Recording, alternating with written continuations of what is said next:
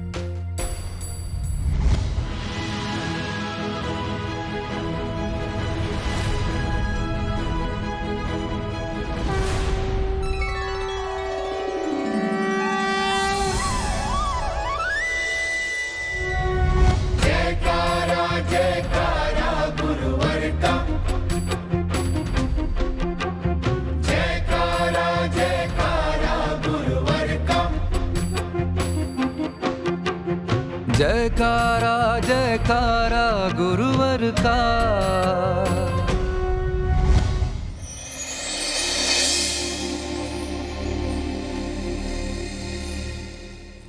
तुम्हारे बापूजी मिले? हाँ, नहीं माँ, मैंने पूरा घर छान मारा, मैं छत पर भी देखा है, वो कहीं नहीं है। हे भगवान, कहाँ चले गए होंगे? हाँ माँ, तुम चिंता मत करो, मैं एक काम करता हूँ, मैं पेढ़ी पर दिखाता हूँ। हाँ हाँ।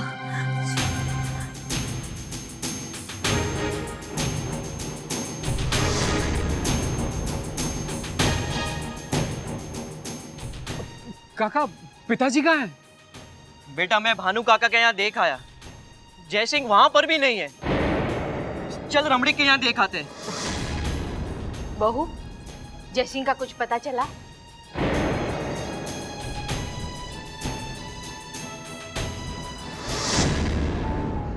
काका, पिताजी कहाँ हैं? कहाँ हैं? मैं आपसे पूछ रहा हूँ कि पिताजी कहाँ हैं? मैं भी तुमसे यही पूछ रहा हूँ कि तुम्हारे पिताजी है कहाँ? 2 दिन से मैं यहाँ उनका इंतजार कर रहा हूँ, वो यहाँ आए ही नहीं।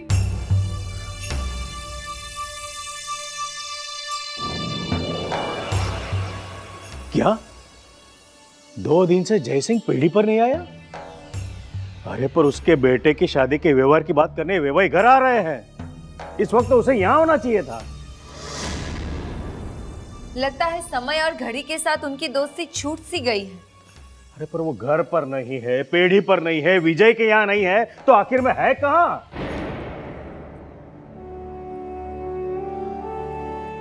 ऐसा प्रतीत होता है कि वो जरूर महावीर स्वामी के मंदिर में ही होगा।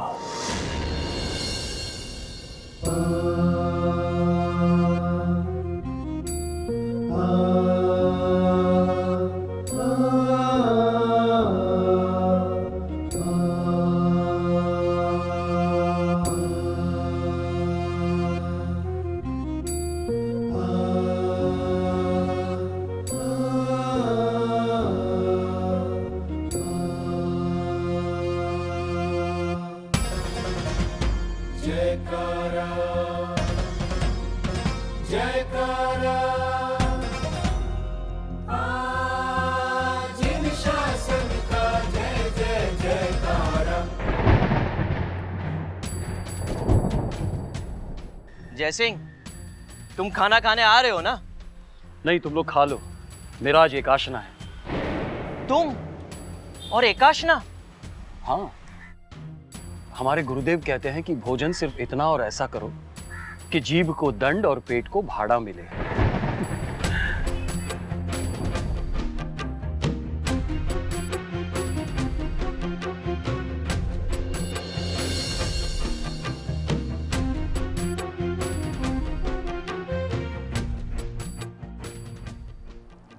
जय सिंह, कल उमेद की बेटी की शादी है, तुम वहां आने वाले हो ना?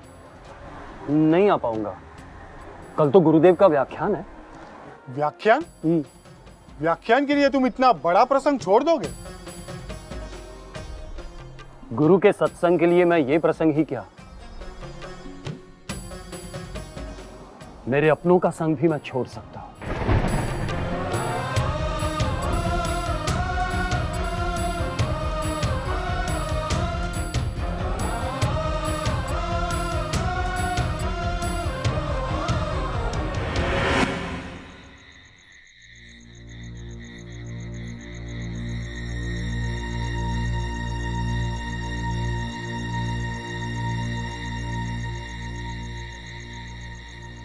अरे जय सिंह सच में भूल गया था कि आज घर पर वेवाई आने वाले थे।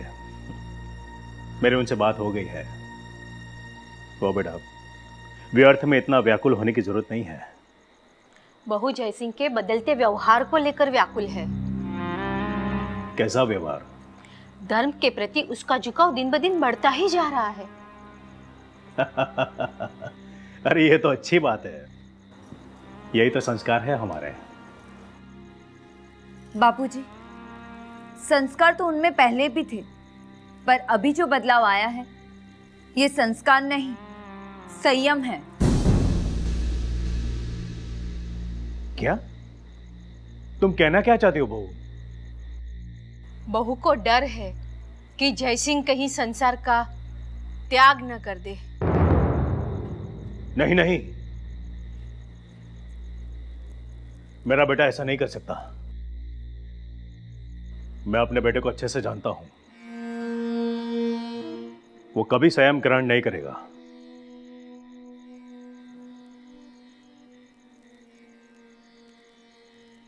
परिवार से ज्यादा गुरु के संग में रहना, पेढ़ी ना जाकर प्रवचन सुनना, सुख वैभव का त्याग कर कर सादगी में जीना, सबके साथ होकर भी साथ न होना, यह अलिप्तता संयम नहीं तो और क्या है बापूजी?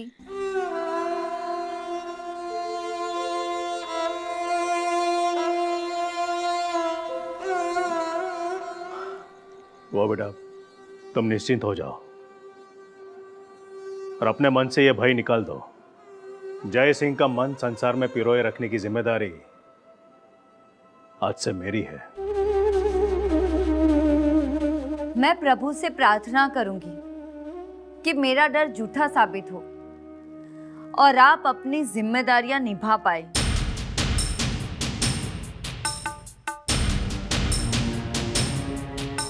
प्रणाम।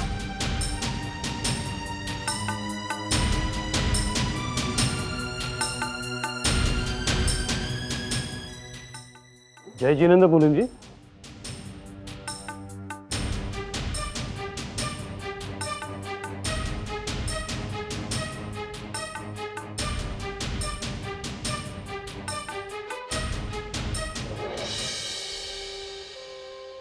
जय जिनेंद्र। मुनीम जी, क्या बात है? आज आपके दिमाग का तापमान बाहरी तापमान से भी ज्यादा है। क्यों ना हो? ना क्यों ना हो? माफ करना नाना सेठ, लेकिन आजकल आपका धंधे में बिल्कुल ध्यान ही नहीं है। ना ही आप हिसाब ठीक से देखते हैं और ना ही व्यापार के विस्तार के बारे में कुछ सोचते हैं। कहाँ गई सारी इच्छाएं? हवा हो गई। मुनीम जी, एक बार जो धर्म के रंग में रंग जाता है, उसके लिए दुनिया की सारी इच्छाएं बेरंग हो जाती है।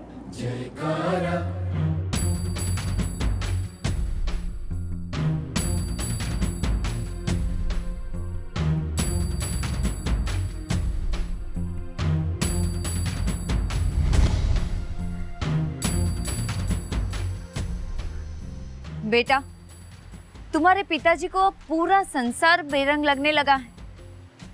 ना उन्हें परिवार की चिंता है और ना ही हमारे खुशियों की।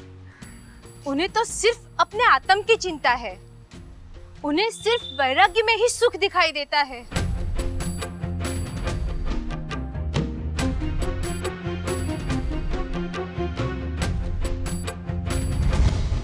लेकिन परिवार के सुख के लिए दुनिया की दौड़ में भागना ही पड़ता है।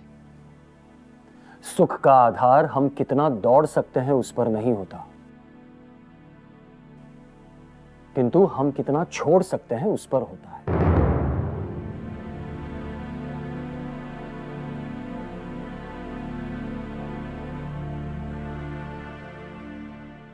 क्या जयसिंह, सारी तैयारियां हो गई कि नहीं? अब क्या हुआ? हमसे दूर जाके हमें भूल ना जाना। दूर? सेठ जी, आप मुझे छोड़ के कहां जा रहे हैं?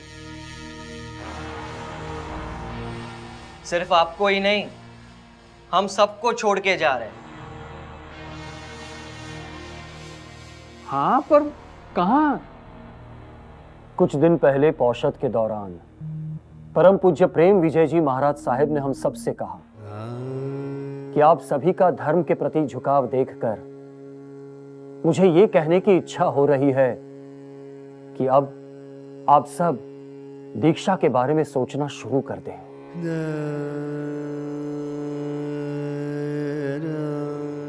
तो आप सबने क्या कहा? हमने कहा बस जय सिंह दीक्षा ले ले तो हम भी दीक्षा ले लेंगे।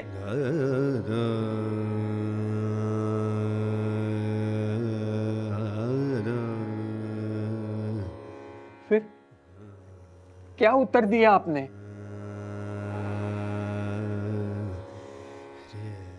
मैंने कहा, हाँ, मैं दीक्षा लूंगा।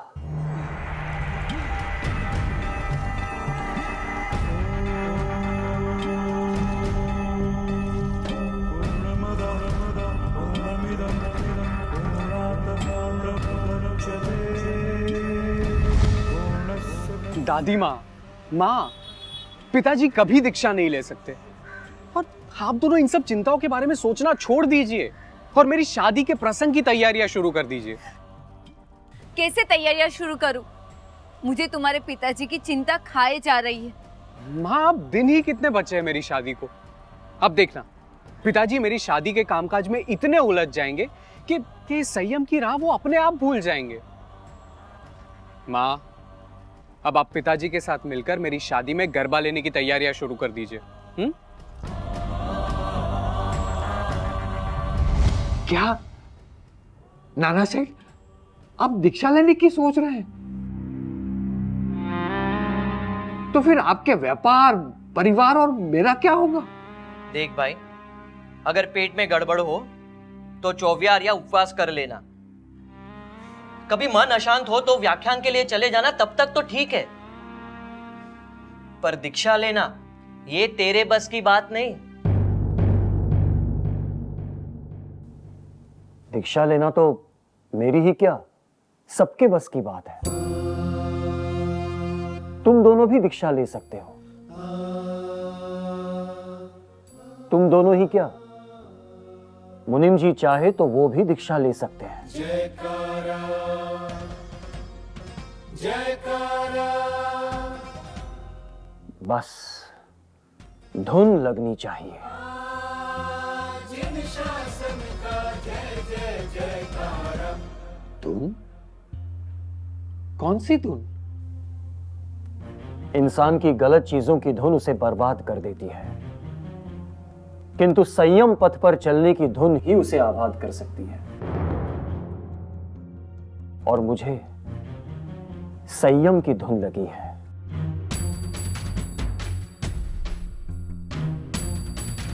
देख भाई, ये सब सुनने में और पढ़ने में अच्छा लगता है। और दीक्षा लेना इतना आसान नहीं, और तेरे लिए तो बिल्कुल ही नहीं।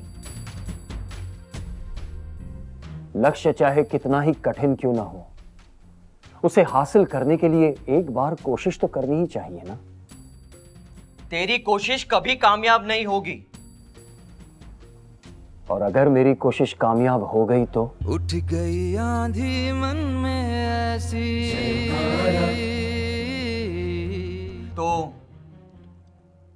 तो तेरे साथ हम भी दीक्षा ले लेंगे।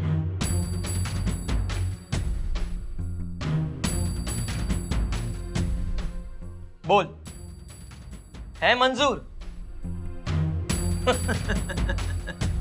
बोल, अब क्यों चुप हो गया? लगता है डर गया।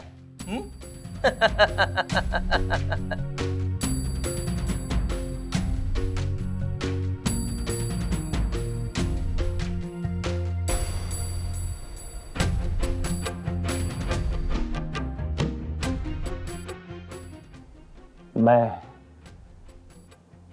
जय सिंह लाल भाई शाह पहले भी परम पूज्य प्रेम विजय जी महाराज साहिब के समक्ष भीष्म संकल्प कर चुका हूं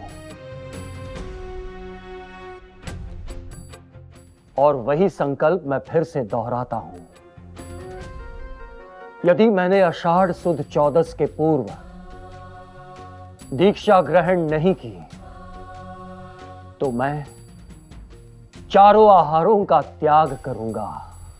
जय जय जय जिन शासन वीर की, जय जय जय जिन शासन वीर की, जय जय जय जिन शासन वीर की, जय जय जय जिन शासन वीर की।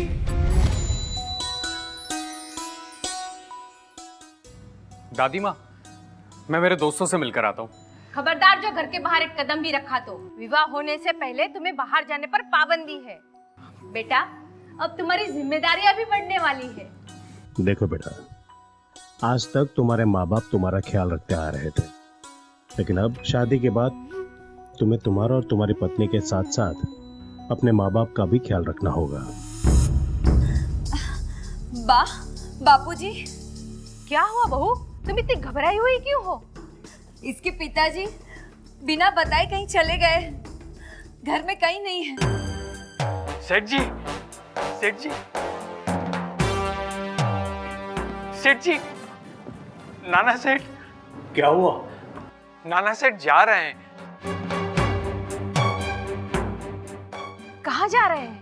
कल सुबह उनके बेटे की शादी में हाजिर न रहना पड़े, इसलिए वो अभी पौषध के लिए उपाश्रय जा रहे हैं। जयकारा जयकारा,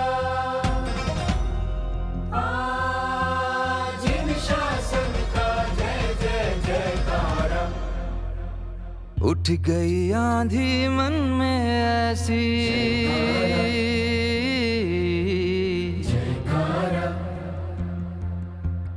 उठ गई आंधी मन में ऐसी, संयम भाव है जागे रे, वैराग्य की लहरें उमड़ियों, संसार असार ये लागे रे, संसार असार ये लागे रे, संसार असार ये लागे रे। वितराग के पथ पर कदम बढ़ा के तू उड़ान भर आध्यात्म की। जय जय जय जिन शासन वीर की, जय जय जय जिन शासन वीर की, जय जय जय जिन शासन वीर की, जय जय जय जिन शासन वीर की।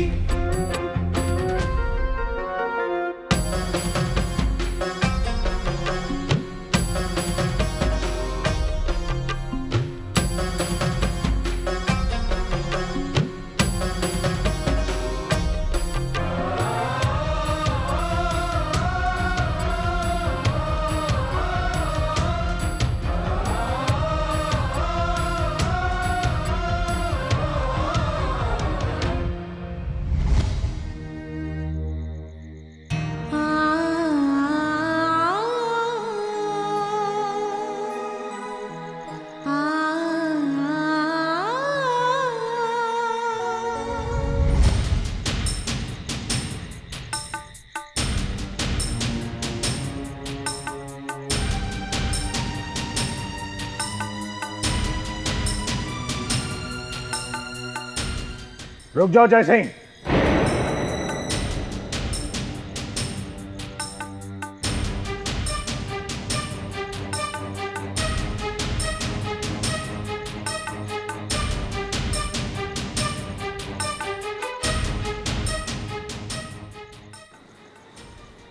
तुम अपने आप को समझते क्या हो? तुम तुम अपनी मनमानी करते रहोगे और कोई कुछ तुम्हें कहेगा नहीं?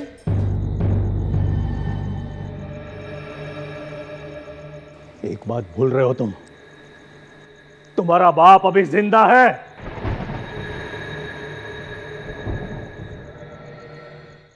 धर्म के प्रति तुम्हारी बढ़ती रुचि के बारे में आज तक मैंने तुम्हें कुछ नहीं कहा। उसका मतलब यह नहीं कि तुम अपनी जिम्मेदारियों से दूर भागो। तुम्हारे अपने ही बेटे की शादी में हाजिर ना रहने के तुम्हारे इस निर्णय से पूरे परिवार को कितनी बदनामी झेलनी पड़ी, उसका अंदाजा है तुम्हें?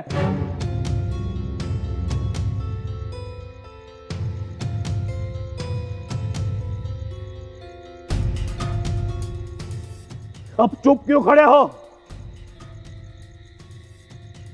जवाब दो, क्यों किया ऐसा तुमने? तुमने सिर्फ तुम्हारे बेटे का ही नहीं, हम सबका दिल दुखाया है। कुछ तो जवाब दो।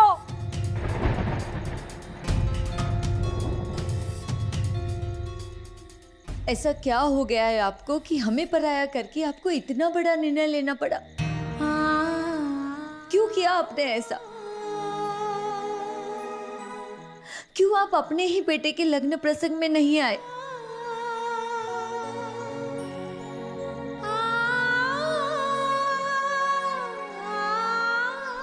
प्रसंग सुख का हो या दुख का, अब उत्सव तो संयम का ही मनाना है।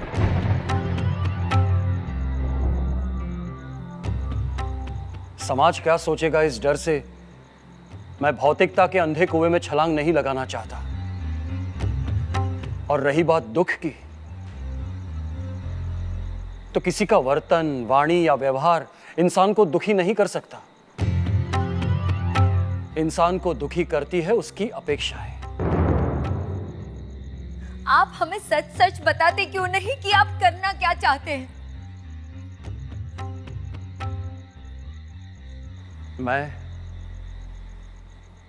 मैं दीक्षा लेना चाहता हूं। उठ गई आंधी मन में ऐसी, संयम भाव है जागे रे।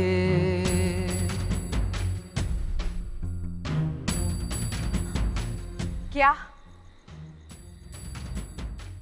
संसार के सारे बंधन अब मुझे निरर्थक लगने लगे हैं पिताजी। संसार असारिय लागे रे।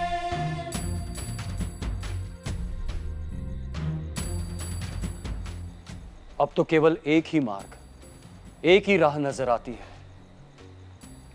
वैराग्य की। मगर दीक्षा लेने की इतनी जल्दी क्यों है? दीक्षा लेने की ये कोई उम्र नहीं है। वैराग्य के पथ पर चलने की कोई उम्र नहीं होती। यदि इस संसार के सारे सुखों को जीकर बुढ़ापे में किसी रोगी की भांति थक हार कर मैं दीक्षा प्राप्त करूं, तो साधना कैसे कर पाऊंगा?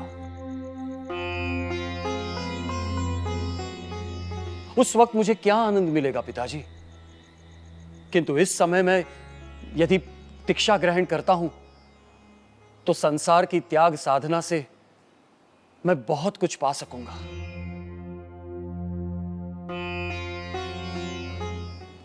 एक बार अपने भीतर झांक कर तो देख, क्या दीक्षा के अलावा और कोई पर्याय नहीं है? मैं भीतर गया इसीलिए तो मैं तर गया हूं लाल भाई। और ये दीक्षा लेने का बल भी मुझे भीतर से ही मिला है। हम कुछ नहीं सुनना चाहते हैं। तुम दीक्षा नहीं लोगे बस। ठीक है, मैं दीक्षा नहीं लूंगा। जैसी आपकी आज्ञा पिताजी।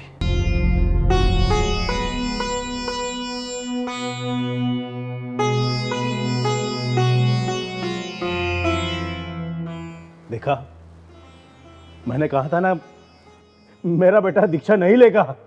किंतु आपसे क्या मैं कुछ प्रश्न पूछ सकता हूं? आशा करता हूं कि आप सही समाधान देंगे उसका। हाँ बेटा, पूछो पूछो। क्या आप मुझे आश्वासन दे सकते हैं कि मुझे आने वाले 10 सालों में कुछ नहीं होगा? मतलब मैं जीवित ही रहने वाला हूं।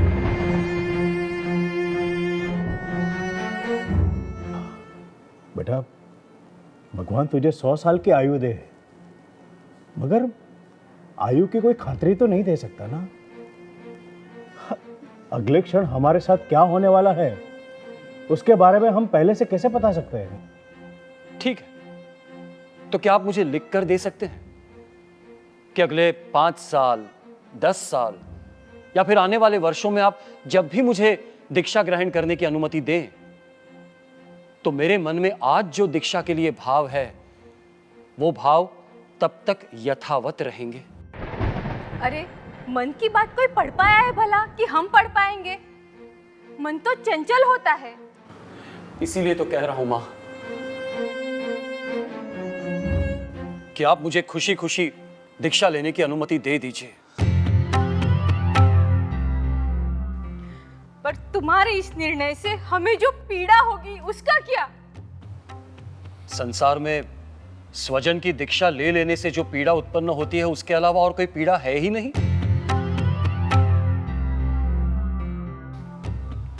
बेटी अपना घर छोड़कर, अपने माँ बाप को छोड़कर ससुराल जाती है, तब भी तो पीड़ा होती ही है। क्या कभी बेटी की जुदाई के डर से समाज ने अपना रिवाज बदला है गजरा बहन? तू मुझे गजरा बहन मत के। तेरे मुंह से मुझे मां सुनने की आदत है। अरे तू समझता क्यों नहीं? तेरे चले जाने के बाद ये संसार जीने के लायक रहेगा ही नहीं। संसार वैसे भी जीने के लायक नहीं है। कड़ू कड़ियातू स्वाद में कड़वा होता है, पर उसका परिणाम सेहत के लिए गुणकारी होता है, क्योंकि उसमें सुख नहीं है, पर उसमें सार है। किंतु इस संसार में सुख भी नहीं और सार भी नहीं है। इसीलिए इस संसार को असार कहते हैं। लेकिन नाना सेठ, अगर आप अभी दीक्षा ले लेंगे तो फिर पीढ़ी कौन संभालेगा? और व्यापार में जो नुकसान होगा वो कौन भरपाई करेगा? क्या आज तक व्यापार में कभी कोई नुकसान हुआ ही नहीं है मुनीम जी?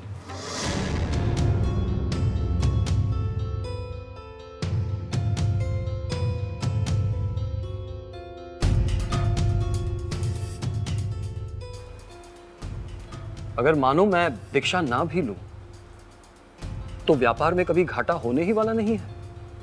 इस बात पर जामीन दे सकते हैं आप? मुनीम जी, हमने आज तक सिर्फ और सिर्फ भौतिक सुखों के बारे में सोचा है। अपनी आत्मा के बारे में सोचने का अवसर पहली बार हमें मनुष्य जन्म में मिला है। इस आध्यात्मिक सुख को प्राप्त करने के चक्कर में देरी करके हमें अपना घाटा नहीं करना चाहिए। बड़ों के लिए ना सही, पर हमारे बच्चे तो भी छोटे हैं और उन्हें आपकी जरूरत भी है। कम से कम उनके बारे में तो सोचिए।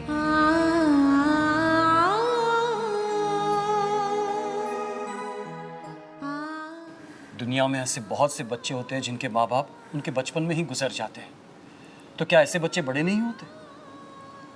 और हमारे बच्चों की बात करें तो उन्हें संभालने के लिए तुम हो, उनके दादा दादी हैं, नौकर चाकर हैं। वैराग्य शतक में पूर्वाचार्य कह गए हैं, जीयम जल बिंदु सम, अर्थात हमारा जीवन पेड़ पौधे पर पड़े पानी की एक छोटी सी बूंद के समान है, जिसकी आयु क्षणिक मात्र है। इसलिए मेरी आयु समाप्त हो, उससे पूर्व मैं अपने प्रण को प्राप्त करूं, ऐसा अवसर मुझे दे दीजिए। लेकिन पिताजी, आप घर पर रहकर भी धर्म के मार्ग पर चल सकते हैं, मन को संयमित रख सकते हैं। मेरी तो यही समझ में नहीं आ रहा है कि आपको संसार छोड़ने की क्या जरूरत है। सच्चा वैराग्य वही होता है जो त्याग के मार्ग पर चलने की प्रेरणा देता है, और वैराग्य त्याग के बिना कभी जीवित नहीं रहता। यूं तो स्मशान में जलते हुए मुर्दों को देखकर वैराग्य सबको होता है, मगर त्याग की वृद्धि के बिना वो वैराग्य ज्यादा समय जीवित नहीं रहता। इसीलिए वैराग्य के बाद इस संसार का त्याग करना भी अनिवार्य है। लगता है अब इन्हें हमारे साथ जुड़ा हुआ संबंध, बंधन और ये घर परिवार कारावास लगने लगा है। कारावास? एक बार एक राजा ने अपने राज्य के कारावास में बंधक बने कुछ कैदियों को अपनी राजसभा में बुलाया और उस राजा ने उन कैदियों से पूछा, वो उस कारावास में जो सुविधाएं चाहिए वो मांग सकते हैं, वो देने के लिए तैयार है। किसी ने अच्छे कपड़े मांगे, तो किसी ने खाना मांगा, तो किसी ने सोना मोहरे, किंतु एक कैदी ने कहा, इस दुख के सागर में सुख की उम्मीद कैसे की जा सकती है? इस कारावास में चाहे जितनी सुविधाएं प्राप्त हो, पर यह रहेगा तो कारावास ही। इसलिए मुझे यहां कुछ नहीं चाहिए, बस यहां से मुक्ति चाहिए।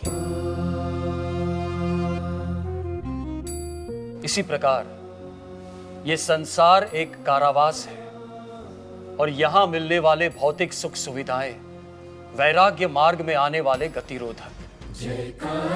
कारावास में सुविधाएं हो सकती हैं पर सुख नहीं।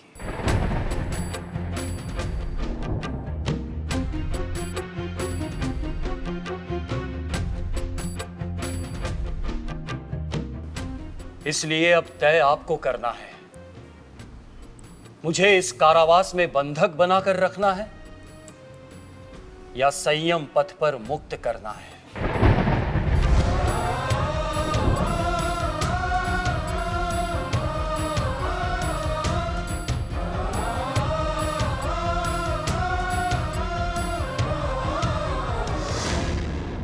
हम तुझे अनुमति नहीं देने वाले हैं, क्योंकि तुम्हारे इस फैसले से ना हम खुश हैं और ना ही बहू।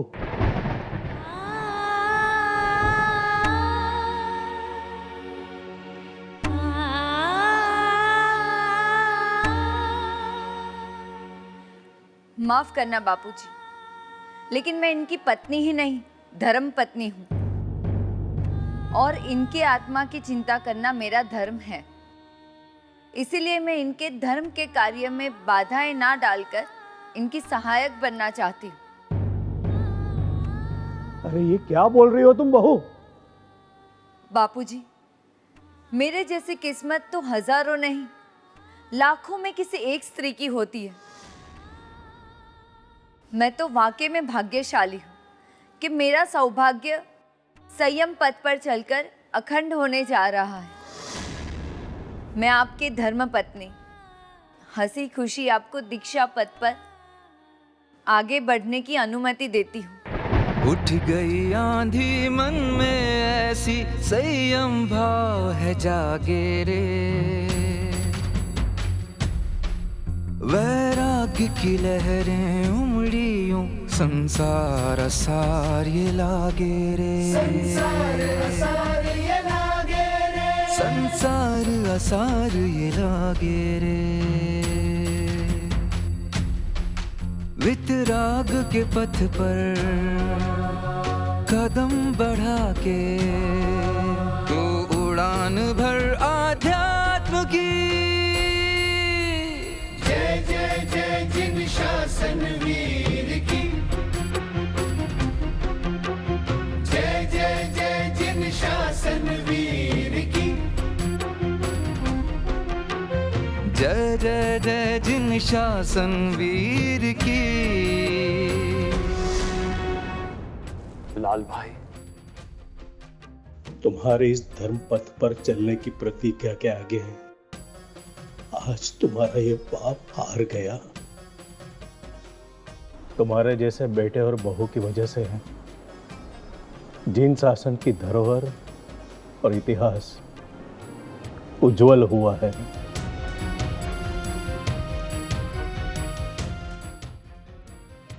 शिवास्ते पंथानम। जाओ बेटा, अपना कल्याण करो और अनेकों जीवों के कल्याण के लिए निमित्त बनो। जय जय जय जिन शासन वीर की, जय जय जय जिन शासन वीर की, जय जय जय जिन शासन वीर की। जय जय जय यशोदेव सुरीश्वर की। जय जय जय यशोदेव सुरीश्वर की। जय जय जय यशोदेव सुरीश्वर की। जय जय जय यशोदेव सुरीश्वर की। संसार का शालिभद्र जब अपनी सारी समृद्धि को छोड़कर दीक्षा लेता है तब वो घटना विशिष्ट प्रभावक होती है। और परम पूज्य जस विजय जी महाराज उनमें से एक है।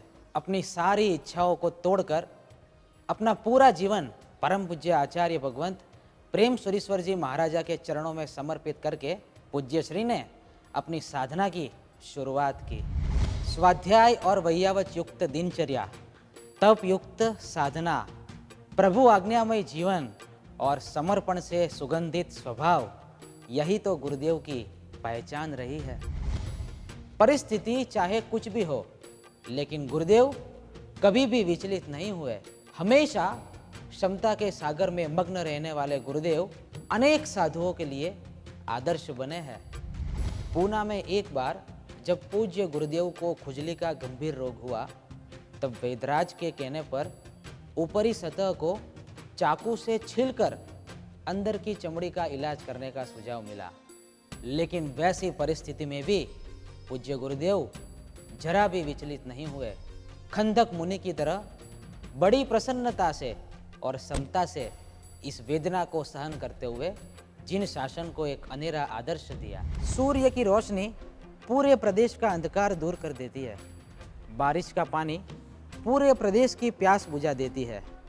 वैसे ही पूज्य गुरुदेव महाराष्ट्र की धरती के लिए सूर्य की रोशनी और बारिश के पानी से कम नहीं। परम पूज्य प्रेम सुरीश्वर जी महाराज की आज्ञा से पूज्य गुरुदेव महाराष्ट्र के खान प्रदेश में पधारे, जिस भूमि के संस्कार धर्म से अत्यंत विमुख थे, जिन लोगों का जीवन अंधकारमय था, जिन लोगों के लिए आलू प्याज खाना एक आम बात थी, वैसे खान प्रदेश के जैनियों को जैनत्व के संस्कार देना पूज्य गुरुदेव के लिए एक बड़ी चुनौती थी। और ऊपर से खान प्रदेश में विहार करना पूज्य गुरु भगवंतों के लिए बहुत मुश्किल था। कच्ची सड़कें, गंदे रास्ते, गोचरी पानी की कोई सुविधा नहीं, रहने खाने की व्यवस्था नहीं। और वैसी परिस्थिति में भी पूज्य गुरुदेव ने खान प्रदेश में 18 चातुर्मास किए। और गुरुदेव के चातुर्मास का परिणाम ये हुआ कि महाराष्ट्र की बंजर भूमि पर धर्म की फसल उगाई, अनेक लोगों के जीवन परिवर्तित किए, अनेक लोगों को धर्म से प्रभावित किया, कई सारे लोगों को कंदमूल का त्याग करवाया और संघों की धर्म द्रव्य और देव द्रव्य की व्यवस्था सुधारी। महाराष्ट्र की धरती पर धर्म की नींव डालने का उत्तम कार्य पूज्य गुरुदेव ने किया। वर्तमान में महाराष्ट्र की धरती पर जो भी धर्म हमें दिखाई देता है उसका संपूर्ण श्रेय पूज्य आचार्य भगवंत यशोदेव सुरीश्वर जी महाराज को जाता है। और इसीलिए महाराष्ट्र के सभी जैनियों ने मिलकर पूज्य गुरुदेव को महाराष्ट्र केसरी से नवाजा है। इस महापुरुष ने जीवन में ऐसे कोई चमत्कार नहीं किए जिन्हें हम चमत्कार कहते हैं। इस महापुरुष ने जीवन में ऐसे चमत्कार किए हैं जिन्हें स्वयं भगवान चमत्कार मानते हैं। पिंडवाड़ा की प्रतिष्ठा के दौरान पानी की तंगी को लेकर पूरा संघ बहुत चिंतित था और आचार्य भगवंत प्रेम सुरीश्वर जी महाराज के कहने पर पूरा संघ पूज्य गुरुदेव के पास पहुंचा। पूज्य गुरुदेव ने मंत्रित करके वासक्षेप दिया और वही वासक्षेप गांव के कुएं के आसपास डाला गया। और गुरुदेव के चमत्कार का प्रभाव ऐसा हुआ कि उस दिन से लेकर आज दिन तक उस कुएं का पानी कभी खत्म नहीं हुआ। आज भी वो कुआं छलोछल पानी से भरा हुआ है। ये था पूज्य गुरुदेव का चमत्कारिक प्रभाव। बादल मिटाए प्यास सभी की, चंदन फैलाए मधुर ये सुगंधियों।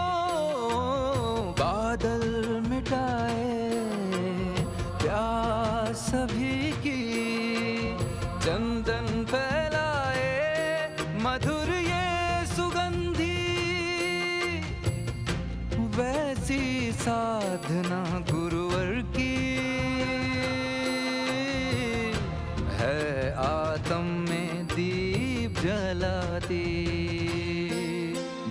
के जीवन को, व्याकुल इस मन को, तू राह दिखा दे धर्म की।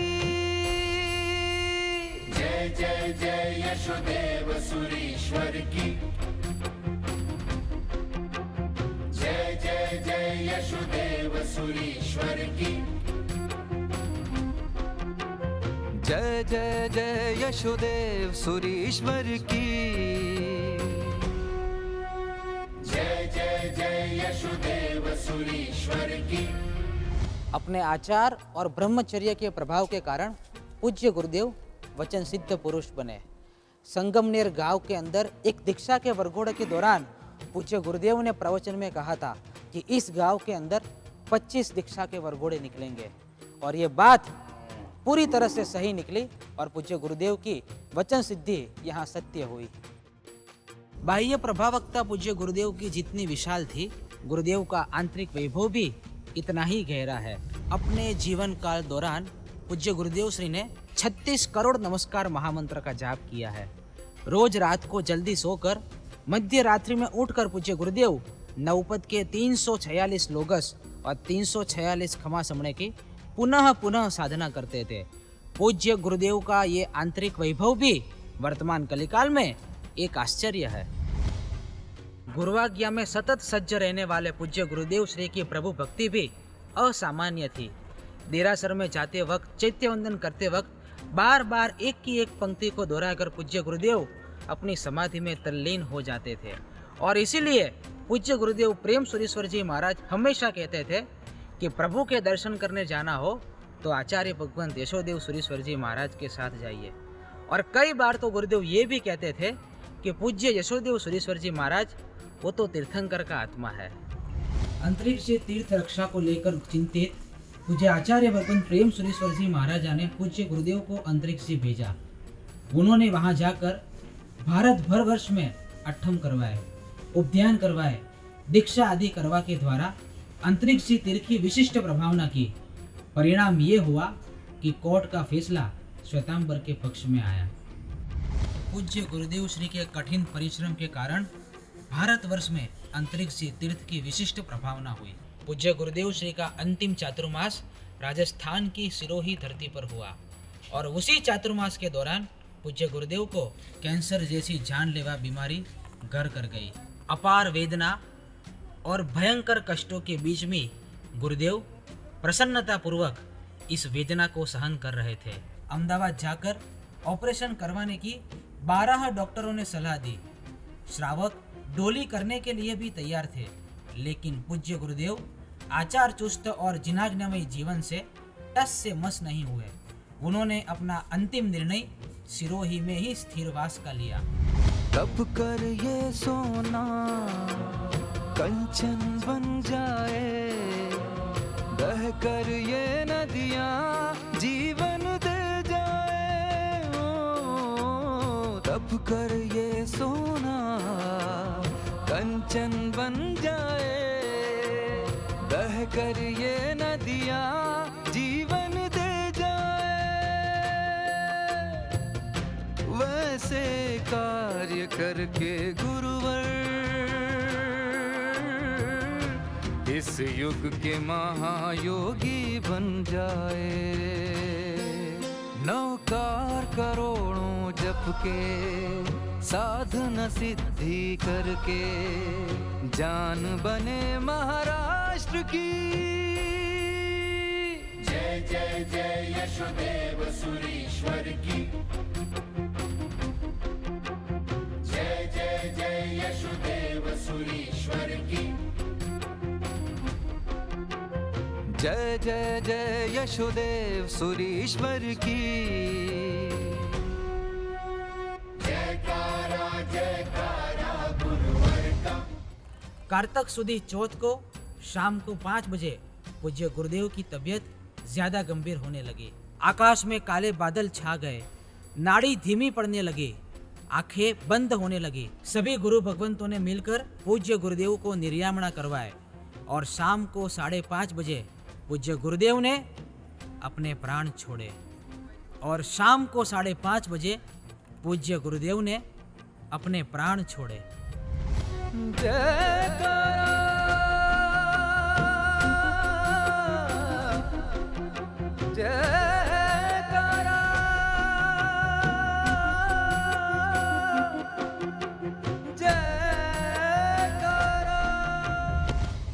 पूरा जैन संघ शोकमग्न था। महाराष्ट्र से अनेक गुरु भगवंत साधन पकड़कर सिरोही आए। करीबन 10,000 से ज्यादा लोग पूज्य गुरुदेव की पालकी यात्रा में सम्मिलित थे। पूज्य गुरुदेव का संपूर्ण जीवन आत्म साधनामय और परोपकारमय रहा है। हमारे जैसे अनेक जीवों पर पूज्य गुरुदेव ने अनेकों उपकार किए हैं। शरण में आए हुए हर एक जीव को पूज्य गुरुदेव ने नवकार के जाप की प्रेरणा करी है। आज पूज्य गुरुदेव को याद करते हुए उनके चरण में हम क्या धर सकते हैं? हम हमारे जीवन के दौरान और हमारे दिन के दौरान सतत और नियमित नवकार का जाप करते रहे, यही पूज्य गुरुदेव को सच्ची स्मरणांजलि है। पूज्य गुरुदेव श्री आचार्य श्रीमद विजय यशोदेव सुरीश्वर जी महाराजा के चरणों में नतमस्तक होकर वंदन। जय जय जय यशोदेव सुरीश्वर की। विक्रम संवत 2077 कार्तक सुद चौथ तारीख 18 नवंबर 2020 से महाराष्ट्र के परम उपकारी पूज्य गुरुदेव का स्वर्गारोहण स्वर्ण वर्ष प्रारंभ हो रहा है। इस पावन अवसर के उपलक्ष्य में पूज्य श्री के इस गुण वैभव को जीवन में उतारकर उनको श्रद्धांजलि समर्पण करने हम एक छोटा सा मंगल आयोजन लेकर आ रहे हैं।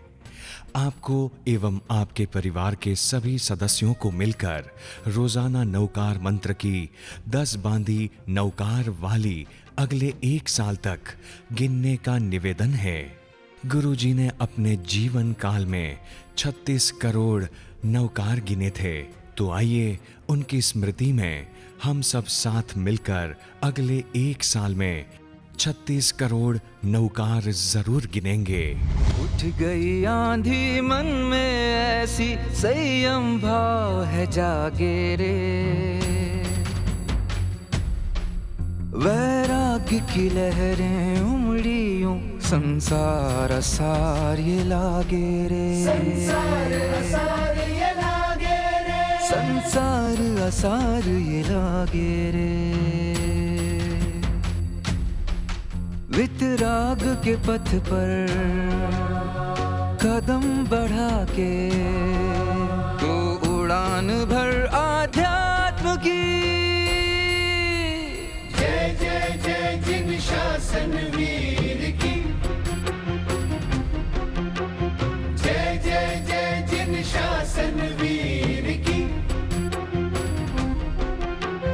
जय जय जय जिन शासन वीर की।